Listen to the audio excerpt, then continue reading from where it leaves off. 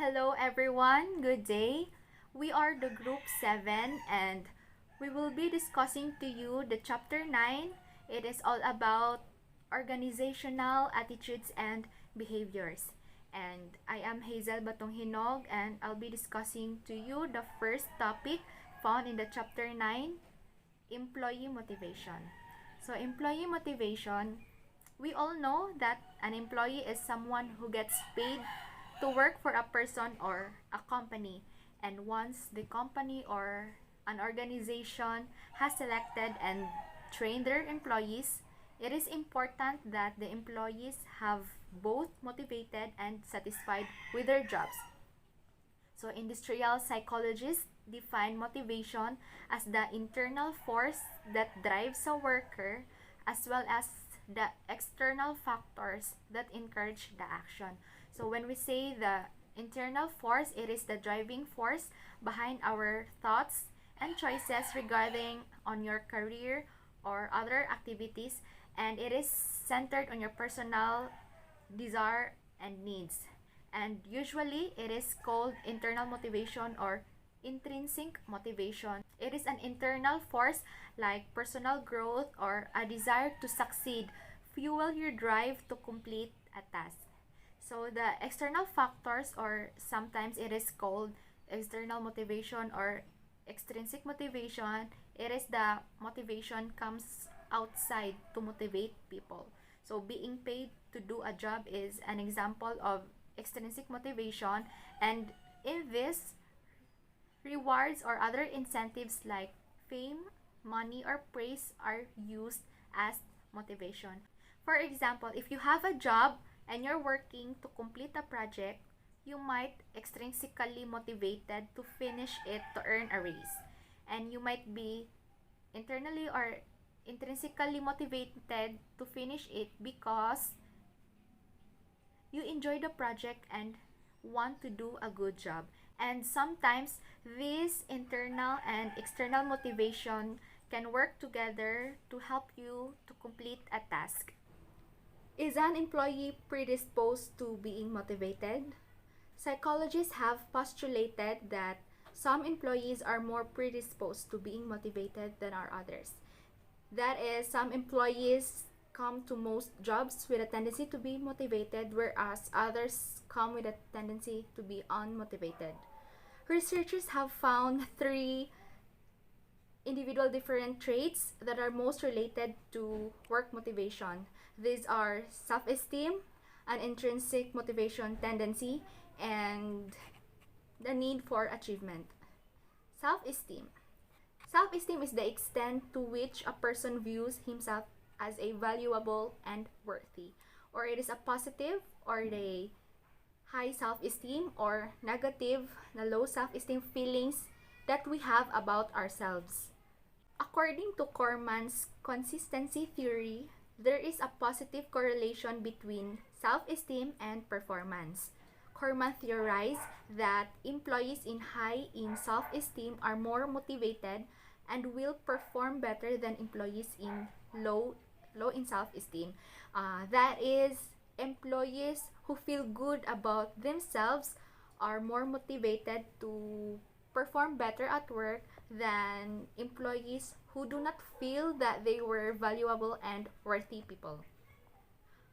Consistency theory takes the relationship between self-esteem and motivation one step further by stating that employees with high self-esteem actually desire to perform at high levels, and employees with low self-esteem desire to perform at low levels. In other words, employees try to perform at levels consistent with their self-esteem level. This desire to perform at level consistent with self-esteem is compounded by the fact that employees with low self-esteem tend to underestimate their actual ability and performance. Thus, low in self-esteem employees will desire to perform at lower levels than their actual abilities would allow. There are three types of self-esteem: the chronic self-esteem, the situational self-esteem, and the socially influenced self-esteem. So, the chronic self-esteem is a person's overall feeling about himself. Or from the word chronic, it is the negative feelings about self or capabilities. Situational self-esteem is also called self-efficacy. It is a person's feeling about himself in a particular situation, such as operating a machine or talking to other people. So, self-efficacy refers to your belief, to your own ability to control your motivation and behavior. For example, a computer programmer might believe that he is a terrible person, that nobody likes him. So, this is an example of a chronic or a low chronic self-esteem. And but he feels that he can program a computer better than anyone else. So this is an example of a situational or a high situational self-esteem, because the computer programmer believed his ability that he can operate or program the computer. And socially influenced self-esteem is how a person feel about himself on the basis of the expectations of others. For example, when an employee is aware of others' expectations and matches his own with them, he will perform in a manner that is consistent with those expectations. Self-esteem workshops. Employees might attend workshops that provide them insights into their strengths to boost their self-esteem. These insights are supposed to boost employees' self-esteem by demonstrating that they have multiple strengths and are nice individuals.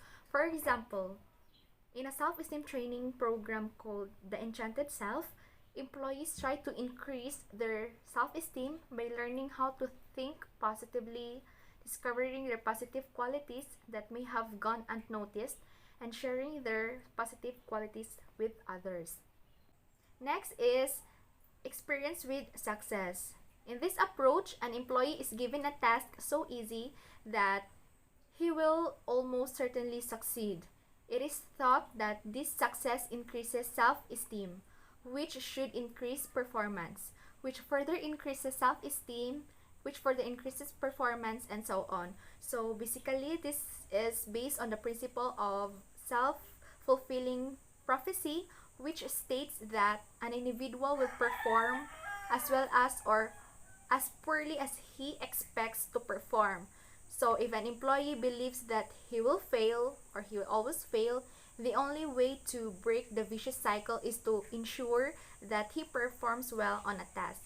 This relationship between self-expectations and performance is called the Galatea effect. So the Galatea effect is a phenomenon where people's own opinions about their ability and self-worth influence their performance. For example, if an employee thinks that he can perform well, chances are he will do well. If in that situation he receives positive encouragement from his superiors, it will only boost his confidence and will do wonders to his performance. Next is supervisor behavior. Another approach to increasing employees' self-esteem is to train supervisors to communicate a feeling of confidence in an employee. The idea here is that if an employee feels that a manager has a confidence in him, his self-esteem will increase as well as his performance. This process is known as Pygmalion effect. It refers to the phenomenon in which the higher the expectation placed on people, the better is their execution of work. Meaning, the way the manager treats their subordinates influences their performance. If a negative feedback is passed on to them, their performance may actually falter. This is known as the Golem effect. It occurs when a negative expectations of an individual cause a decrease in that individual's actual performance. The lower expectation placed upon on individuals, either by supervisors or the individual themselves, lead to poorer performance by the individuals. The Pygmalion and the Golem effect can be explained by the idea that our expectations of others' performance can lead us to treat them differently. That is, if we think someone will do a poor job, we will probably treat that person in a ways that bring out that result. If a supervisor thinks that an employee is intrinsically motivated, he will treat the employee in a less controlling way. The result in this treatment is that the employee actually becomes more intrinsically motivated. Thus, when an employee becomes aware of others' expectations and matches his own with them, he will perform in a manner that is consistent with those expectations. Next is intrinsic motivation. When people are intrinsically motivated, they will seek to perform well because they either enjoy performing the actual task or enjoy the challenge of successfully completing the task. People who are intrinsically motivated don't need external rewards such as pay or praise. In fact, being paid for something they enjoy may reduce their satisfaction and intrinsic motivation. When people are extrinsically motivated, they don't need particularly to enjoy the task but are motivated to perform well to receive some type of reward or to avoid negative consequences. Next is needs for achievement and power. A theory developed by McClelland suggests that employees differ in the extent to which they are motivated by the need for achievement, affiliation, and power. So, employees who have strong need of achievement are motivated by jobs that are challenging and over which they have some control, whereas employees who have minimal achievement needs more satisfied when jobs involve little challenge and have a high probability of success. The need for achievement is the urge to achieve something in what you do. It is the need that drives a person to work and even struggle for the objectives that he wants to achieve.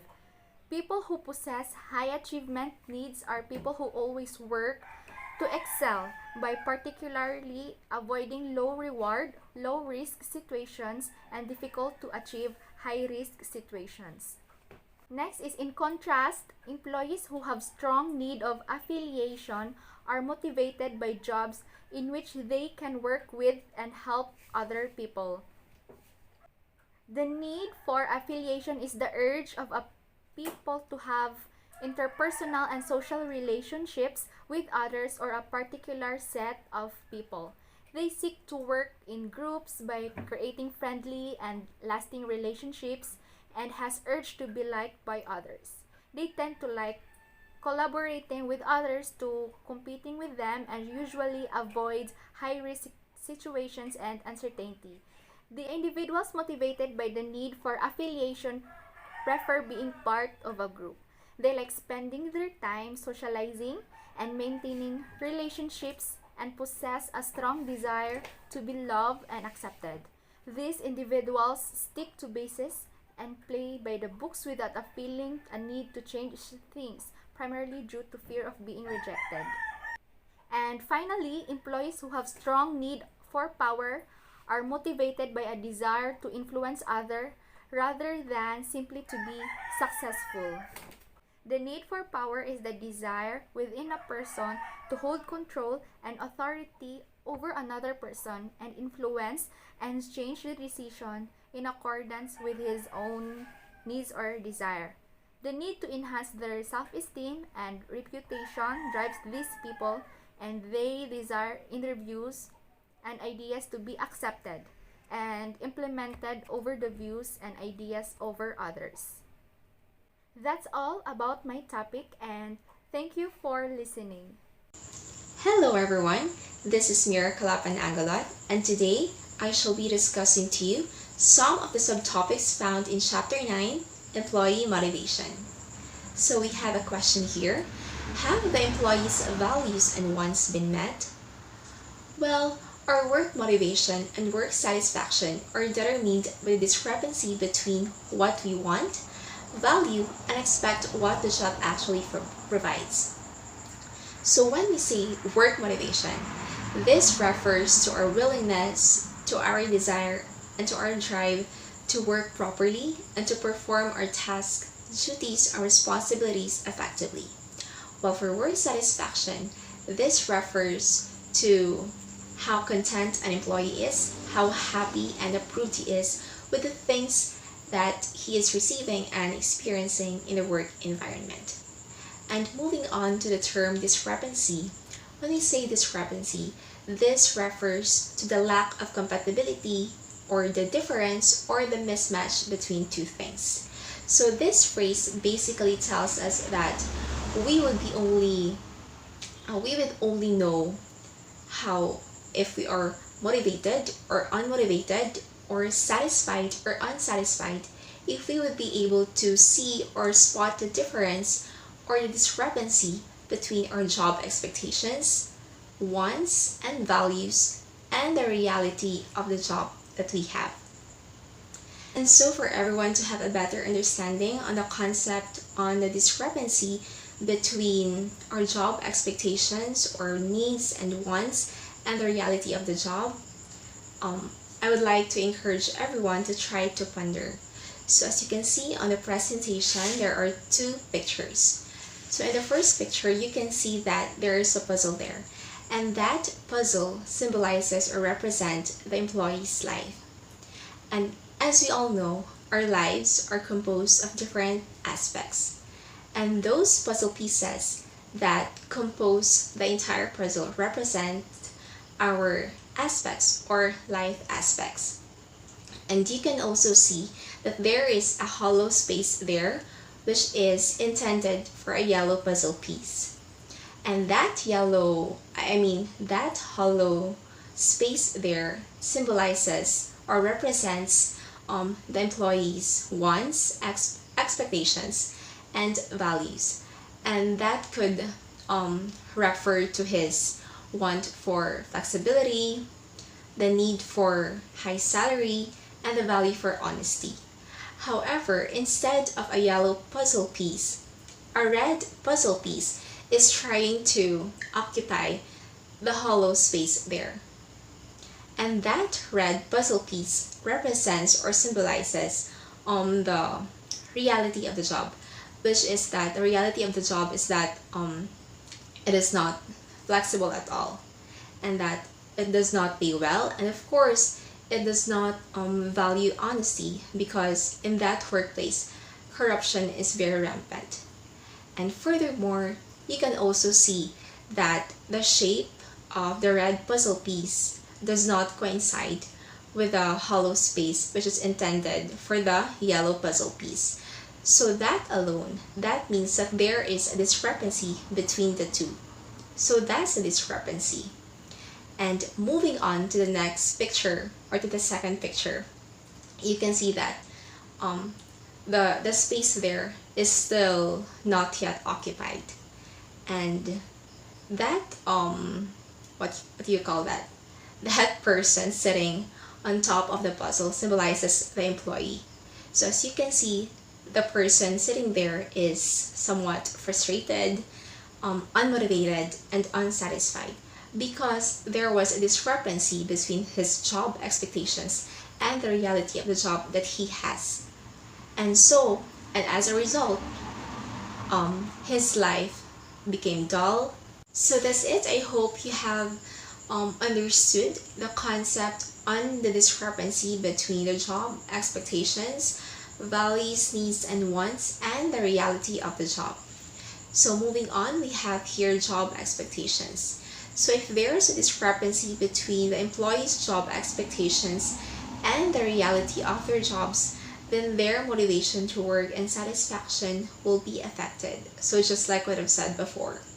Additionally, employees will compare what the organization promised to do to them with what the organization really does.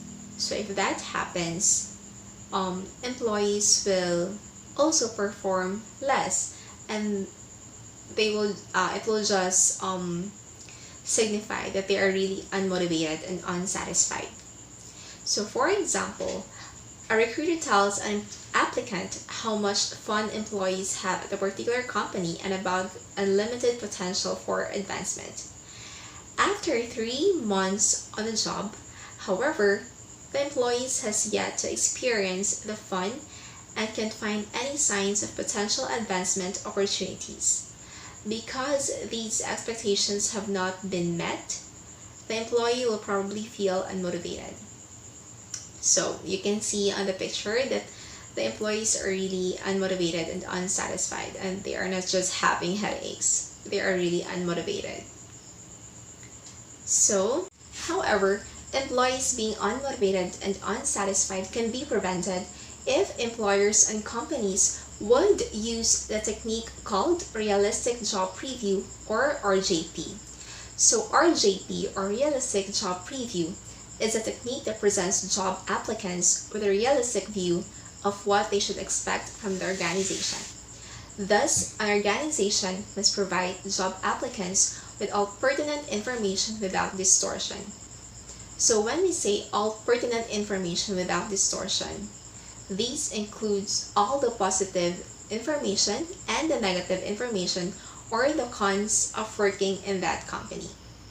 So RJPs were created as an alternative to the seduction method of recruiting job candidates.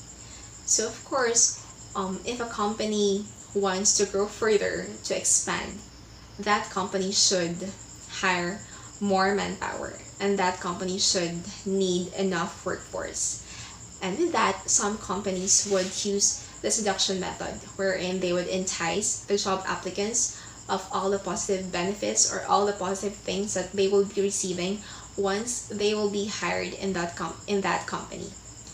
But in reality, it is totally opposite, since the job expectations or the job promises that the employers or the company had promised to their job applicants were not met or were not fulfilled. So realistic job previews were created to replace or to serve as an alternative to that seduction method. Further, since RJPs do not sugarcoat information, two simultaneous organizational goals are accomplished. First, job candidates can self-select out of a job offer that is not good matched for them because of a given accurate information. And second, organizations will have a more stable and satisfied workforce. So, we're done with the job expectations, and now we shall move on to job characteristics. So according to job characteristics theory, which was formulated by Richard Hackman and Greg Oldham, employees desire jobs that are meaningful, provide them with opportunity to be personally responsible for the outcome of their work or autonomy, and provide them with feedback of the results of their efforts. So in this theory, jobs will have motivation potential if they allow employees to use a variety of skills to connect their efforts to an outcome or task identification which has meaning, is useful, or is appreciated by co-workers as well by others in the society, or it has significance. So we have a sample scenario here, so let's read the sample scenario. A job in which a factory worker stitches the company logo on shirts that were created by other workers, and in which the quality of the shirts and the logo stitching are evaluated by employees in a quality control department. Because the job does not involve a variety of skills or lacks skill variety, someone else checks the quality of their work, no feedback, or low task identification. Putting logos on a shirt is probably not appreciated by society, or low task significance, and the employee is closely supervised, or low autonomy. Thus, the job would be considered to have low motivation potential. So in relation to the sample scenario, so in a factory there are a lot of workers, and those workers are divided or designated into the different areas or different departments in the factory. And a factory worker whose job is to stitch logos on the shirts can never have variety of skills because checking its quality is already beyond the scope of his job. And the quality control are the ones that are being assigned to check the quality. And with that, there is no feedback that is being given individually, because whenever the quality control department would see any defect or damage, they would just disregard it. And whenever and if ever they would be giving feedbacks would be addressed to the general population. So there's low task identification. And also, putting logos on shirt is probably not appreciated by society because we have this mindset that when we hear the word factory, it comes to our mind that the products in a factory are being processed by machines. However, we tend to overlook the fact that there are also factories that are utilizing manpower or people to manually process the products. So that's the hard truth of the job of a factory worker, having low motivation potential. And moving on, we're done with the job characteristics, and now we shall move on to the needs, values, and wants. So discrepancy between an employee's needs, values, and wants and what a job offers can also lead to low levels of motivation and satisfaction. 3 theories focus on employees' needs, values. So there are 3 theories that are focusing on the employees' needs and values, and these are the following: Maslow's needs hierarchy, ERG theory, and two-factor theory. So as you can see on the screen, there is a table there, table 9.2. This is a comparison of the Maslow, ERG, and Herzberg theories. So under the Maslow theory, there are the 5 major needs that one or an employee should meet. Starting with the basic level, which is the physical, safety, social, ego, and self-actualization. In the ERG, we have here the existence, relatedness, and growth. And lastly, for Herzberg theory, we have here hygiene factors and motivators. So in the Maslow's needs hierarchy theory, again, there are 5 major types of needs under the Maslow's needs hierarchy theory. So the first one is the basic biological needs.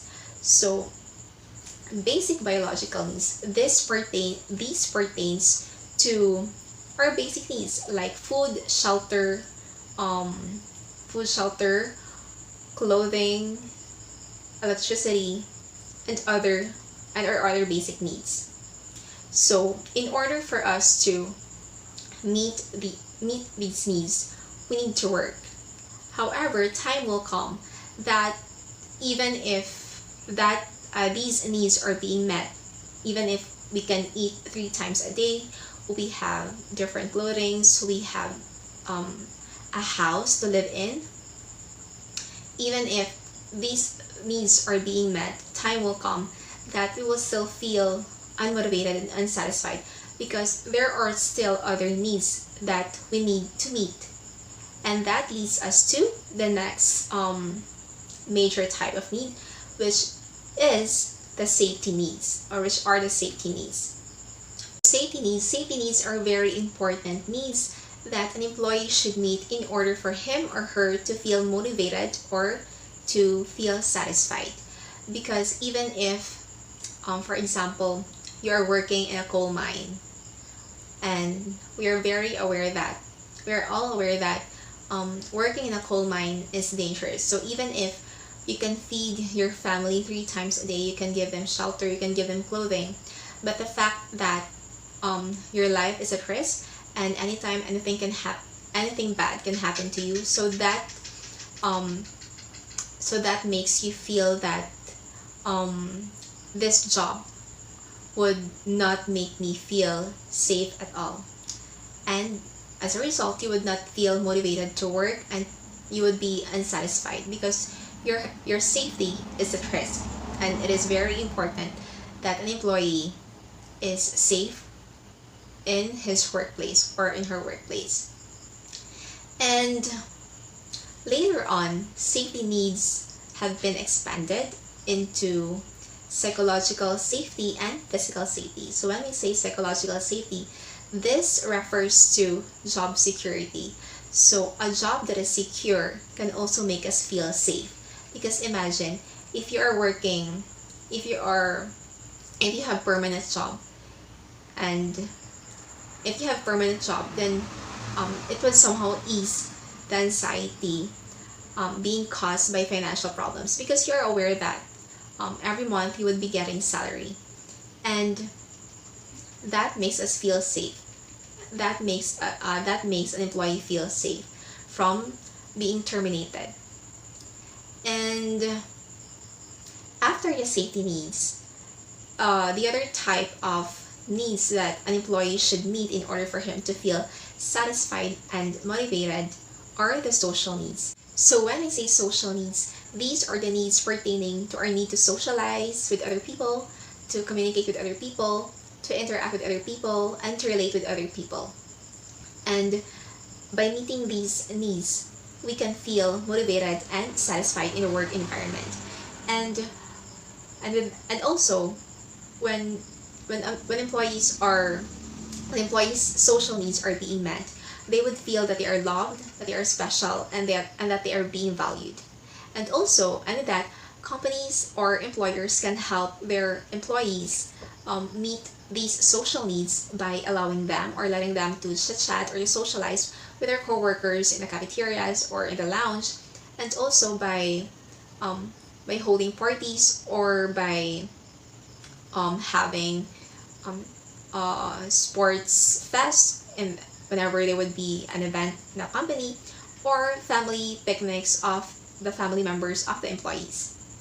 So that's the social needs. Next one is the ego, or the ego needs.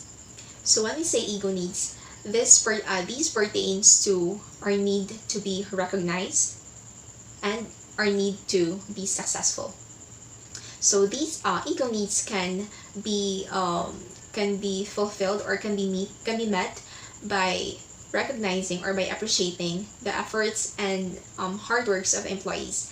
And of course, if we are being recognized or being appreciated, we would also feel motivated and satisfied, because that signifies that our hard works and efforts are being valued.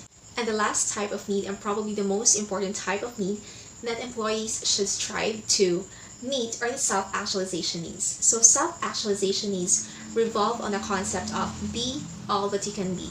Because for someone who strives to become the better version of himself or herself, meeting the 4 other types of needs is just enough.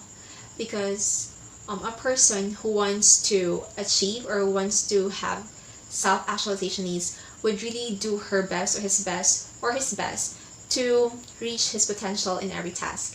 And also, meeting these self-actualization needs is easy, especially for those people like policemen, teachers, militaries, and seamen, because they can be promoted, especially if they do their best in their job, and especially if they exert so much effort in their job.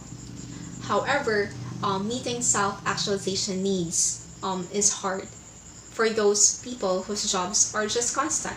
24/7 they are welding, they are selling street foods, so it is hard for them to meet these self-actualization needs. And however, even though most companies that we know today utilize the Maslow's needs hierarchy theory, there were still technical problems that were seen in that theory, and that will lead us to the evaluation of Maslow's theory. So although Maslow's needs theory makes good intuitive sense and has always been popular with managers and marketing analysts, it lost popularity with academicians in the 1970s before making a resurgence in the new millennium. So there were 3 technical problems that were seen in that theory. And the first one is that the first concern was that Maslow's 5 levels may be too many, and that there are actually only 2 or 3 levels. So the second one, some people do not progress up the hierarchy as Maslow suggests they do. That is, most people move up from the basic biological needs level to safety needs to social needs and so on.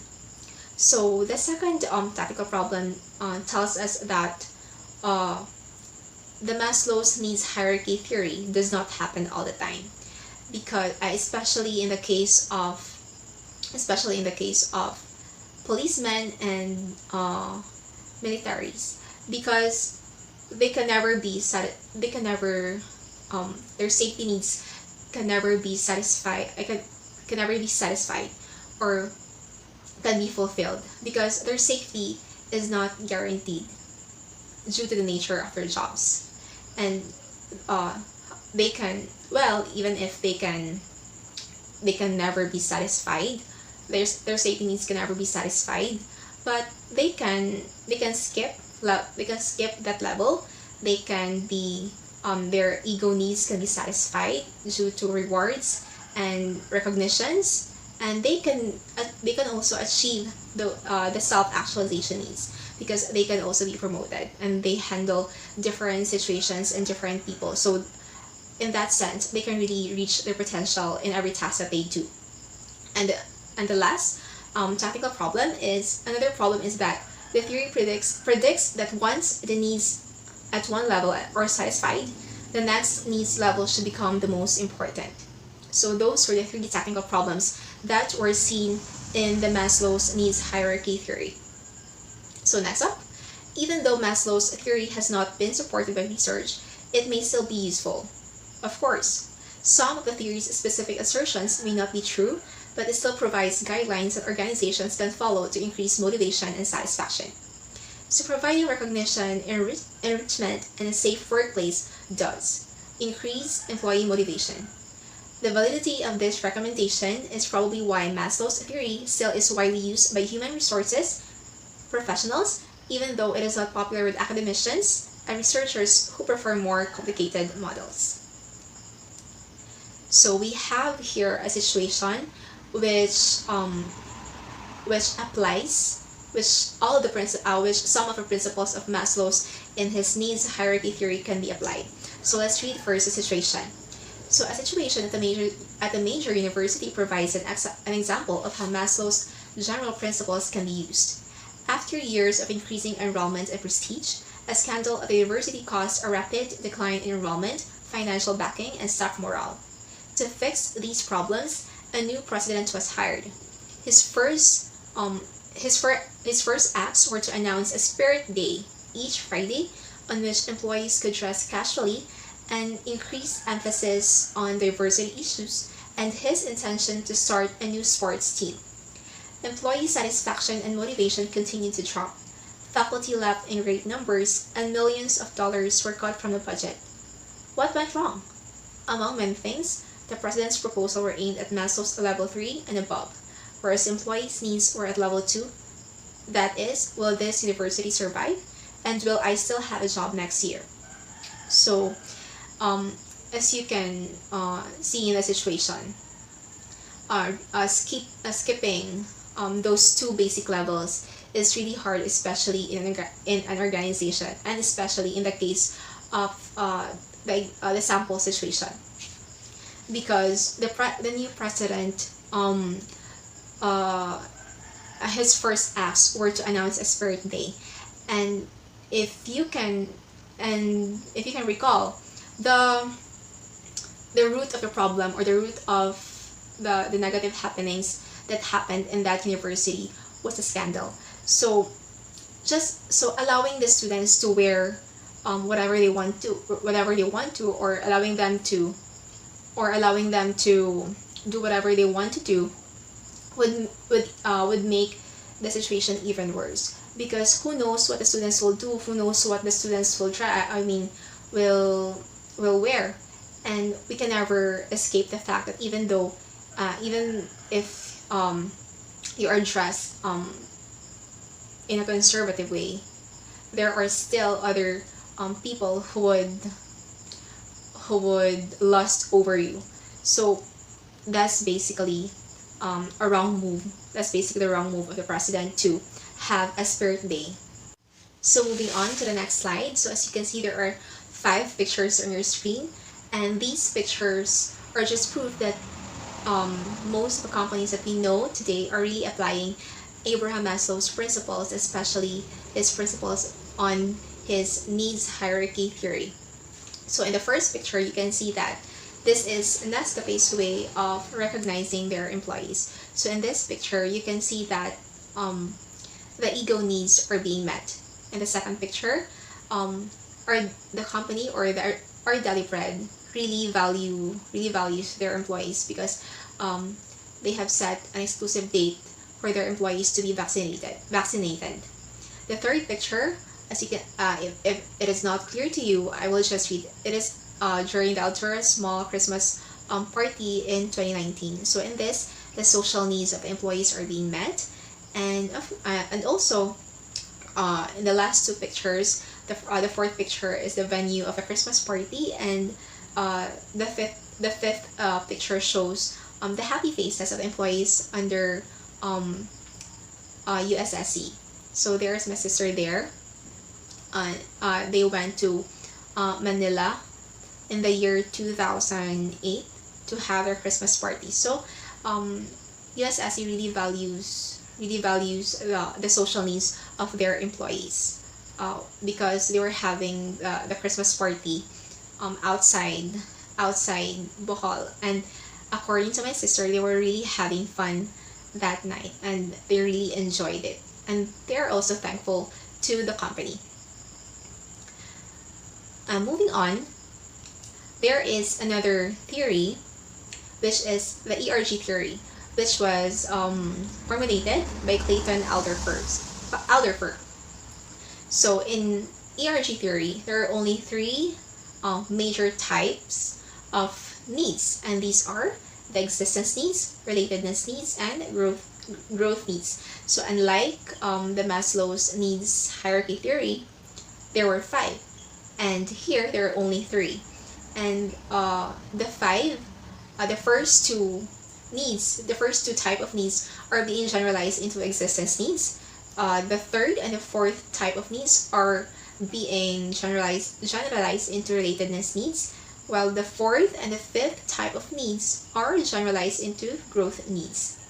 So aside from the number of type of needs, the major difference between Maslow's theory and ERG theory is that Alderfer suggested the person can skip levels. By allowing for such movement, Alderfer has removed one of the biggest problems with Maslow's theory.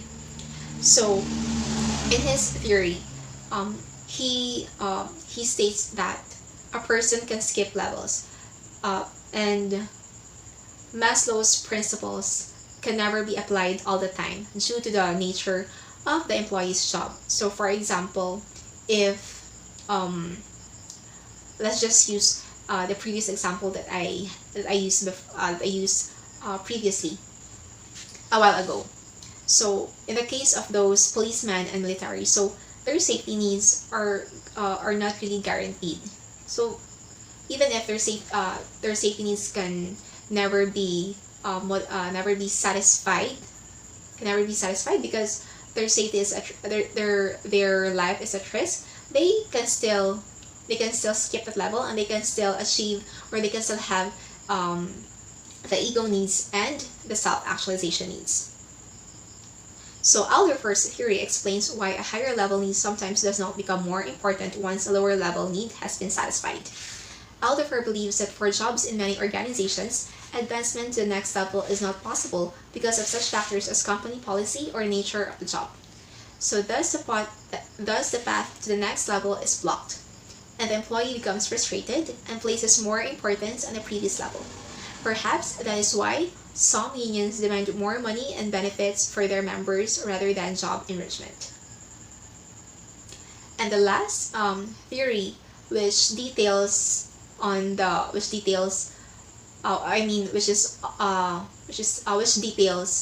job, the needs, the values of the employees, is Frederick Herzberg's two-factor theory. So Herzberg, 1966, believed that job-related factors could be divided into two categories: hygiene factors and motivators. Thus, the name of the theory is two-factor theory. So when we say hygiene factors, these are the elements that that are not related. That are related with the job, but does not involve the job itself. So the hygiene factors that Frederick Herzberg's identified are pay, security, coworkers, working conditions, company policy, work schedules, and supervisors. So why can we say that pay is not is a hygiene factor? It is because pay is the result of your job, and it does not involve the job itself. So it is the result of your of the effort that you have exerted in your job. And on the other hand, there are motivators. So motivators are the elements that are job related, related with your job, and also includes the job itself. So these motivators are growth, challenge, responsibility, stimulation, variety, independence, achievement, control, and interesting work. So if if your goal is to become a better person, if your goal is to have personal growth, that becomes your motivation to work well, to perform your tasks and duties effectively. And also, if you are interested in your work, then you will be more motivated and satisfied with your work. So that's why these elements are called motivators, because these include the work itself. And Herzberg believes that hygiene factors are necessary but not sufficient for job satisfaction and motivation. That is, if a hygiene factor is not present at an adequate level, example, the pay is too low, the employee will be dissatisfied and less motivated. But if all hygiene factors are represented adequately, the employee's level of satisfaction and motivation will only be neutral. Only the presence of both motivators and hygiene factors can bring job satisfaction and motivation. So, in Herzberg theory, he clarifies that you can never be motivated or you can never be satisfied if only the hygiene factors are present and the motivators are absent. So both the hygiene factors and motivators must be present. They go hand in hand in order for an employee to really feel motivated and satisfied. So that's all for my report, and I hope you have learned something. And thank you so much for watching and listening. Bye.